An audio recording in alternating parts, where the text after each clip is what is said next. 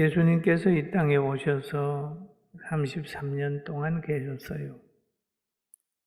그런데 30년은 그냥 집에서 계셨다면 3년 동안은 공생의 기간을 맞이했습니다.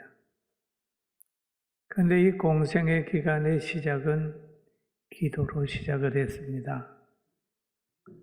성령을 받아서 공생을 시작할 때 강야로 가가지고 거기에서 마귀에게 시험을 받았어요. 그 시험을 받아서 이겼습니다. 그 후에 세례 요한의 사역이 끝나고 예수님의 사역이 시작이 돼서 3년 동안 변함없이 기마거리도 고치고 안진뱅이도 문둥병자도 혈기 마른 사람도 고치면서 가난한 자, 병든 자의 친구가 되셨던 예수님. 그리고 사랑하는 제자들을 불러서 천국의 신비한 말씀을 가르치신 예수님이십니다. 그 예수님이 이제 공생의 마지막 때는 만찬으로 끝이 났습니다. 시작은 금식으로 시작을 했다면 마지막에는 제자들과 쭉 둘러앉아서 만찬으로 시작을 하는, 끝을 내는 거예요. 만찬하시면서 이것은 내 몸이야 하고 빵을 띄워주시고 이것은 내 피라 그러면서 포도주를 따라 주셨어요. 그 후에 이제 여러 가지 예언을 하시고 가신 곳이 어디냐 하면 기도하러 가셨습니다. 오늘 기도하러 가셨는데 오늘 본문의 장면이 내용이 바로 그 기도하러 가는 이 겟세마네 동산에 대한 이야기가 오늘 본문이니까 이 말씀 마음에 아로새기면서 우리도 기도하는 생활을 합시다. 할렐루야. 여기 보면 이런 내용이 있어요. 예수께서 제자들과 함께 겟세마네라는 곳에 이르러 제자들에게 이르시되 내가 저기 가서 기도할 동안에 너희는 여기 앉아 있으라 그랬습니다. 그러면 여기 앉아 있으라. 제자들을 쭉 지금 가라앉다가 빠졌으니까 11명이 갔는데 산에 올라가시다가 11명 보고 너는 여기 앉아 있으라. 그리고 또 자기하고 함께 따라오게 한 사람은 베드로, 요한, 야고보는 함께 가게 만들었습니다. 그래서 또 그 전에 보면은 떡을 뗄 때에 예수님이 하신 말씀이 있어요.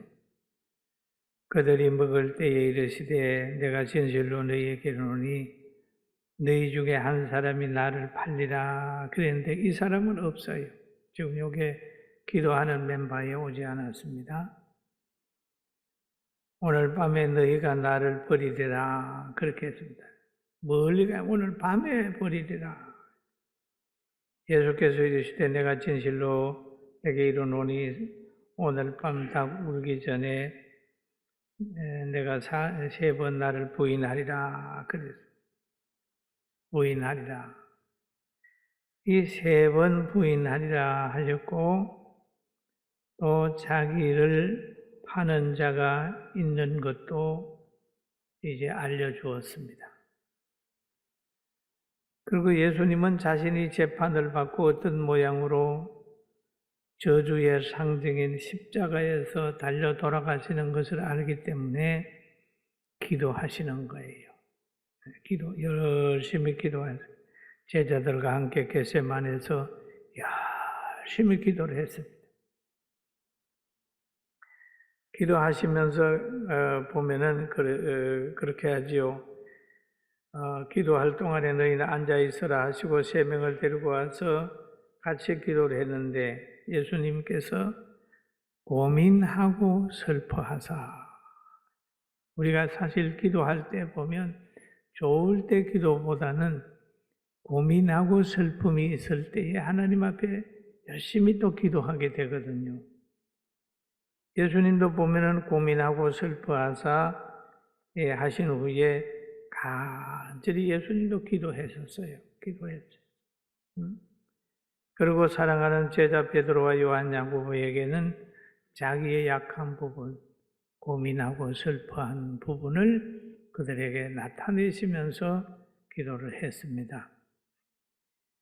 그리고 여기 오늘 본문의 내용을 보면 예수님도 육을 가졌으므로 고통을 두려워하셨다. 예수님은 하나님의 아들이니까 십자가 지는 걸 즐겁게 지셨고 매 맞는 걸 즐겁게 하셨다. 그게 아니에요. 예수님도 육성을 가지고 계셨기 때문에 고민하고 슬퍼하셨다. 그렇게 볼 수 있습니다.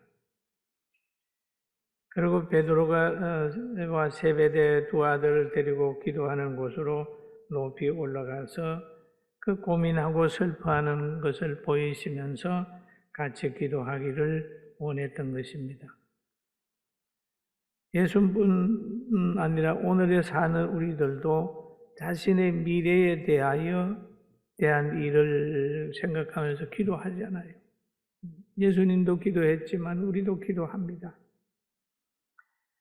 여기에 보면은 예수님은 미래를 알기 때문에 다 열심히 기도했잖아요. 우리도 어떤 암병이 걸리든지 그 무슨 일이 있으면은 기도하잖아요. 왜? 그 무서운 병을 알기 때문에 하나님 고쳐주세요. 그렇게 기도하는 것처럼 지금 금방 예수님도 닥치는 일이 있기 때문에 하나님 내가 이 잔을 마시지 않고는 안 되거든. 이 잔을 좀 명쾌 해주세요. 이렇게 기도한 내용이 있어요. 그러면서 제자들 보고도 그러죠. 내 마음이 매우 고민하고 슬퍼하였으니 너희는 여기 머물러 나와 함께 깨어 있어라. 내 마음이 고민하여 죽게 되었으니 그러죠. 너희는 여기 머물러 나와 함께 깨어 있어 기도하자. 예수님께서 12명을 똑같이 대우하지 않았어요.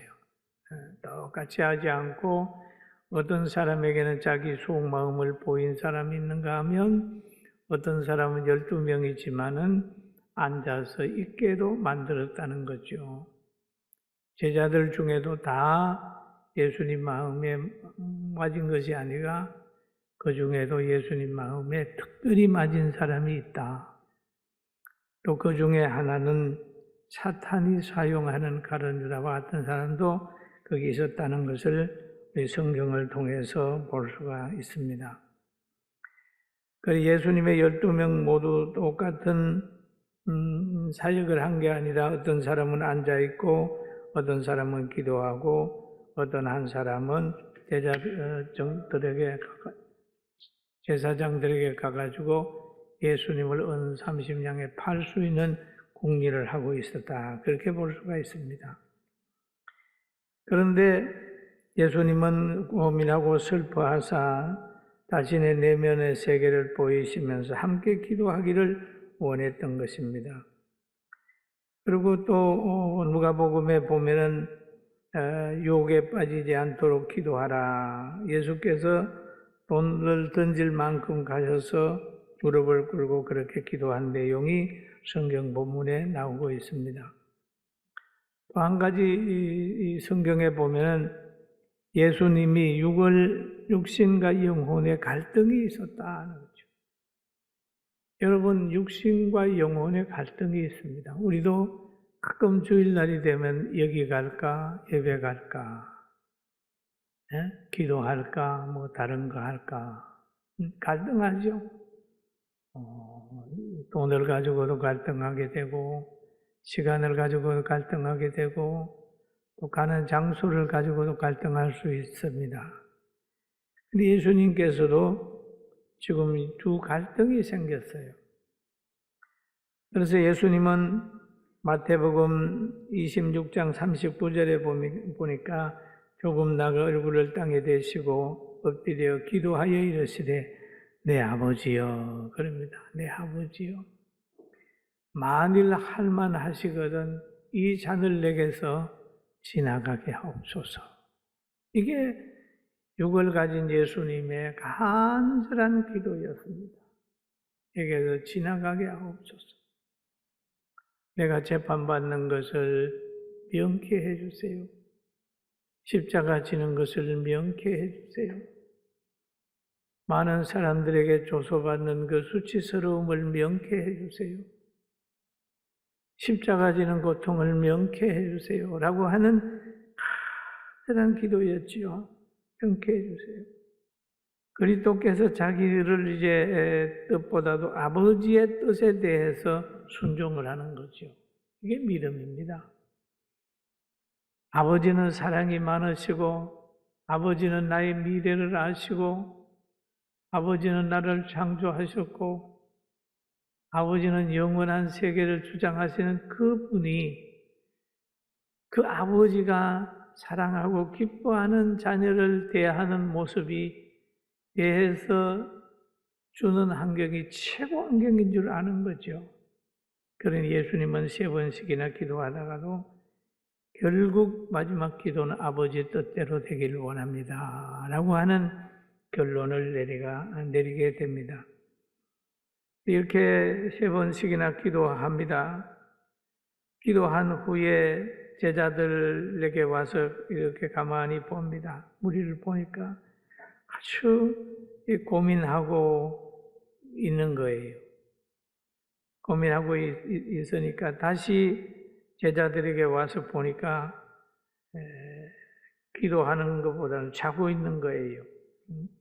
다시 2번째 나와서 기도하여 이르되 내 아버지여, 만일 내가 할만하시거든 마시지 않고는 이 잔이 내게서 지나갈 수 없거든 아버지의 원대로 되기를 원합니다. 라고 얘기를 하죠. 또 아버지의 원대로 되기를 원하나이다. 또 그들을 두시고 또 나가서 3번째 이 말씀을 하십니다. 아버지, 지나갈 수 없거든 라고 3번씩이나 기도해요. 3번씩. 결론 기도를 할 때마다 아버지 뜻대로 되기를 원합니다. 이렇게 기도를 하는 거죠. 여기에 보면 인간이 이제 여기에서 잔이라고 하는 말을 했죠. 이 잔을 내게서 지나가게 해달라. 그렇죠? 인간이 가지고 진 죄가 너무너무 크기 때문에 예수님이 죄값을 치르는 것이 너무 고통스러우니까 이걸 좀 면해달라고 하는 이런 말씀이죠. 그 값은 무슨 값입니까? 사망입니다. 사망. 인간이 진 죄가 뭐냐? 사망을 지불해야 돼. 그러니까 이 사망을 지불하는 것이 누구냐? 예수거든요. 예수거든요.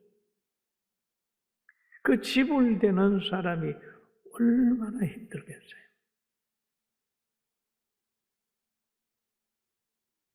그래서 예수님은 무죄하기 때문에 단번에 인간의 모든 믿는 사람의 죄를 지불하라는 거예요. 중요한 거죠. 그 아버지의 계획은 뭐냐? 예수님의 피로 모든 사람을 구원하는 것이 아버지의 뜻이에요. 뜻이기 때문에 예수님을 이제 그대로 이렇게 쭉 하게 하는 거죠. 그대로 하게 하는데 이걸 보면은 그 아버지가 예수님에게 맡긴 것은 보면 예수님 보기에는 굉장히 힘든 것 같지만은 아버지의 계획은 사망을 이기고 무덤에 장사된 후에 부활체를 만들겠다고 하는 것이기 때문에 아버지는 예수님에게 최고의 사랑을 베풀고 또 예수님은 아버지에게 최고의 순종을 하게 되는 겁니다.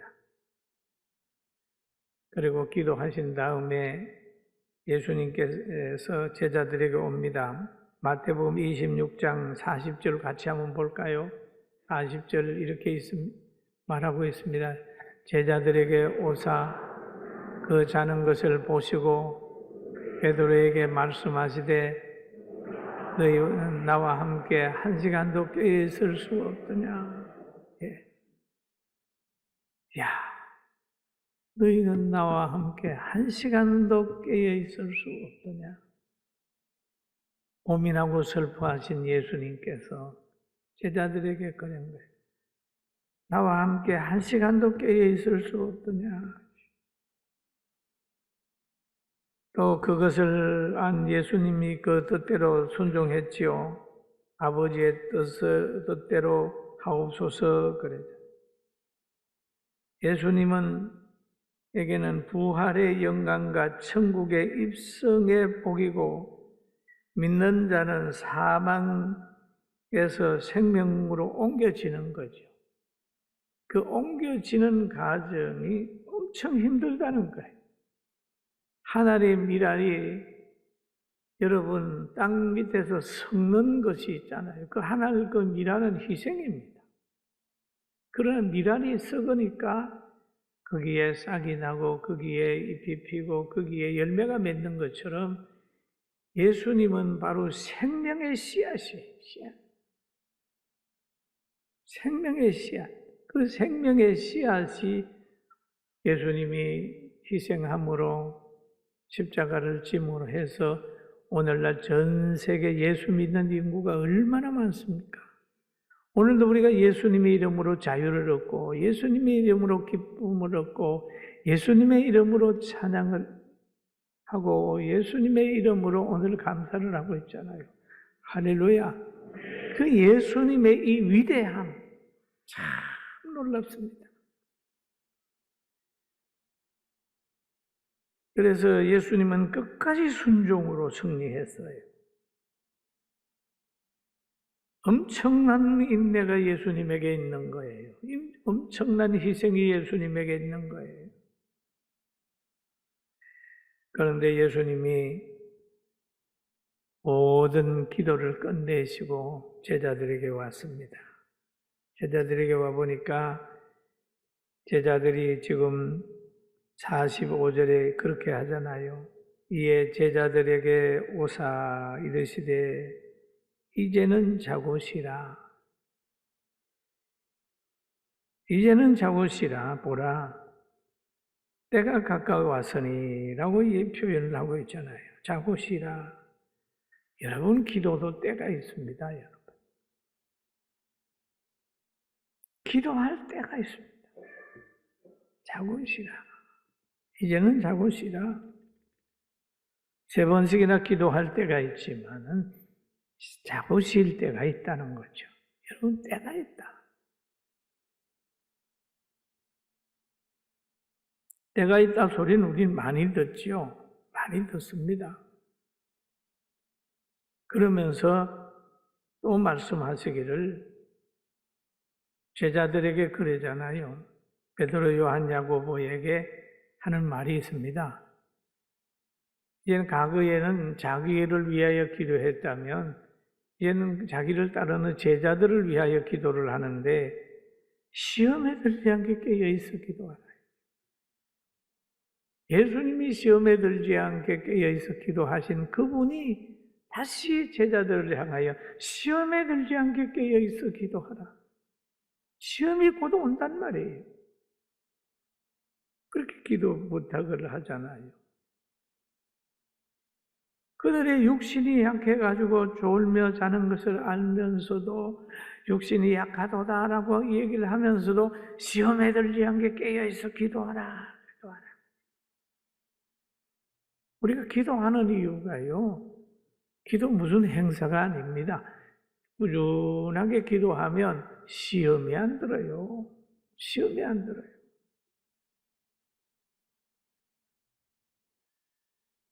육신이 약하기 때문에 늘 하나님께 기도를.